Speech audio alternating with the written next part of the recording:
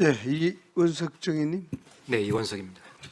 윤석열 전 대통령하고는 개인적인 인연이 없죠? 많습니까?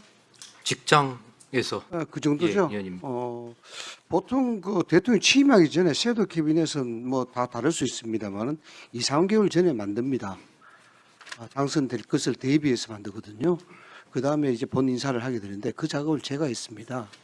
네. 제가 왜 이걸 묻냐 그러면은 그 당시에 섀도우 캐비넷을 만들 때부터 이원석이라는 이름은 없었어요. 그래서 뭐 검찰총장이 되시고 어떤 인연이 있나 싶어서 어떻습니까? 뭐 전 정권과의 관계에 좀 불편한 관계도 있었다고 들었는데.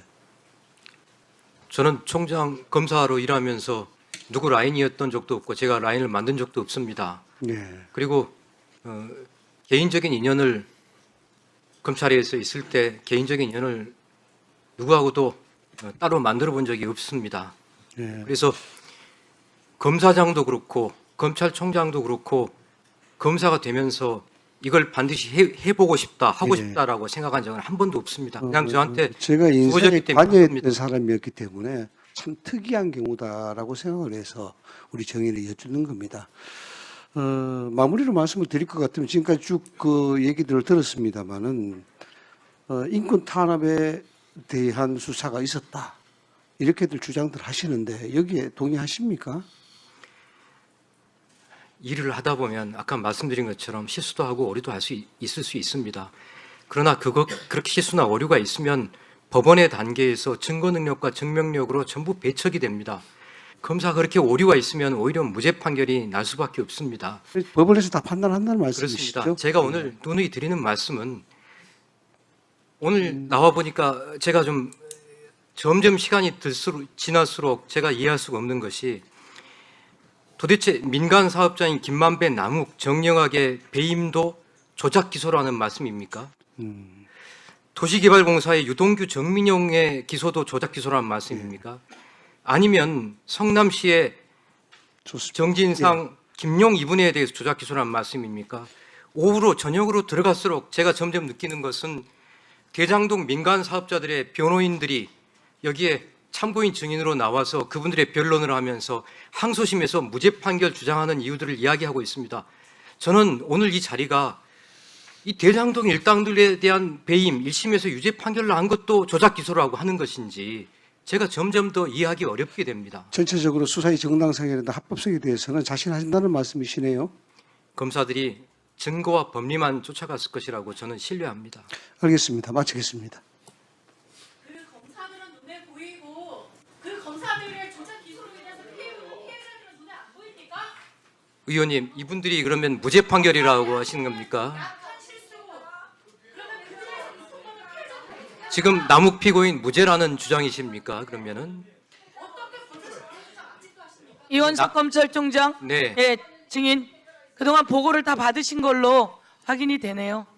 예. 정말 너무합니다. 그리고 지금 오늘 무엇을 하는지 다 아시면서 그런 식으로 또 물기를 돌리려고 하면 안 돼요. 계속. 자, 다음입니다. 단 한 명이라도 유감표명 한 사람 있습니까? 이건태 의원님. 예, 제가 보니까 가장 중심에 송경호가 아니라 이원석 증인이셨어요. 송경호 증인이 아니라 이원석 증인이셨어요. 예. 예. 다음 이건태 의원님 질의해 부천시청 주십시오. 출신 이건태 의원입니다. 이원석 증인에게 묻겠습니다. 네. 저는 이원석 증인과 같이 근무한 연이 있어서 총장이 됐을 때 비록 다른 당 정권 때 총장이지만 기대를 많이 했습니다. 감사합니다. 그런데 지금은 가장 실망하는 총장입니다. 이원석 총장과 심우정 총장 때 그 잘못으로 인해서 검찰의 정치적 중립을 못 지키고 검찰권을 남용해서 행사하는 바람에 결국 검찰이 문표를 내리게 됐는데 오늘 증언을 들어보니까 나는 잘했는데 왜 문표가 내려진지 모르겠다. 이런 식이에요. 제가 사죄의 말씀 드렸습니다. 그 사죄는 그냥 마른 사죄에 불과해요. 깊이 있는 왜 검찰이 문표가 내리게 됐는지 거기에 대해서 깊은 성찰이 없는 것 같아요. 의원님, 제가 세상을 등지고 싶다는 말씀까지 드렸습니다. 그런 얘기 듣고 싶은 게 아닙니다. 지금 이원석 총장 개인 문제가 아니에요. 검찰이 문을 내렸잖아요. 이원석 총장 때 문을 내린 거예요. 그러면 왜 내 대해서 문을 내렸는지 성찰해야 될 거 아니에요. 옆에 있는 김태훈 고검장, 그 옆에 있는 정영환 검사장이 이원석 총장 잘했다고 할 것 같아요? 왜 다들 온 국민이 남욱을 체포영장 체포해갖고 2박 3일 동안 구치감에 담가놓은 것에 대해서 그건 80년대 수사 방식이다. 현대 인권사에서는 있을 수 없는 거다. 다 인식하고 있는데 본인만 적법한 수사입니다. 이렇게 대답하고 있잖아요. 그 문제의 인권의식이 보십시다. 윤석열이 정권 잡았는데 대선 때 패배자를 향해서 8건의 공소 제기했어요.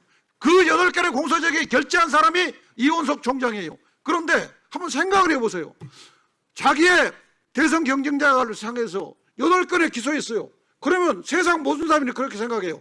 아, 이건 정치 보복이 냄새가 짙다. 오늘 얘기 들어보니까 이원석 총장 거기에 대해서 문제의식이 전혀 없어요. 법과 법리와 증거에 따라갔을 뿐입니다. 전 정부에서 시작된 수사입니다. 그거 가지고 설명이 됩니까? 네, 사실이 그렇습니다. 국민이 검찰의 문패 내린 것에 대해서 국민이 잘했다고 그래요. 그러면 이 현상에 대해서 내가 총장 때 이 문제가 발생했는데 왜 이렇게 됐는지 성찰해야 될 거 아니에요. 성찰하고 성찰하지 않았어요. 의원님 말씀대로만 하면 성찰입니까? 이원석 총장 얘기 더 이상 듣기 싫어요. 하나 물어볼게요. 유동규에 대해서 법원이 공소장 변경을 요구했는데 결국 안 해가지고 무죄가 선고됐어요. 거기에 대해서 어떻게 생각하세요? 제가 당시 알지 못한 일입니다만 이번에 나오면서 답변 드리는 것은 야인이 돼서 2년이 되었기 때문에 아무런 자료가 없습니다. 전부 언론을 보고 제가 혼자서 언론 검토해서 나온 겁니다.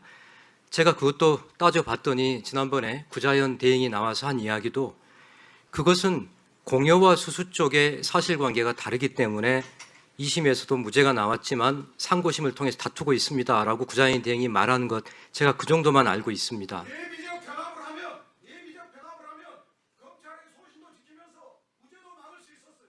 그런데 예비적 병합을 안 해가지고 결국 무죄가 2심까지 났잖아요. 의원님, 정반대의 사실을 어떻게 예비적으로 할 수 있겠습니까? 그 말이 결국 유동규를 봐주고 겸용하는 겁니다.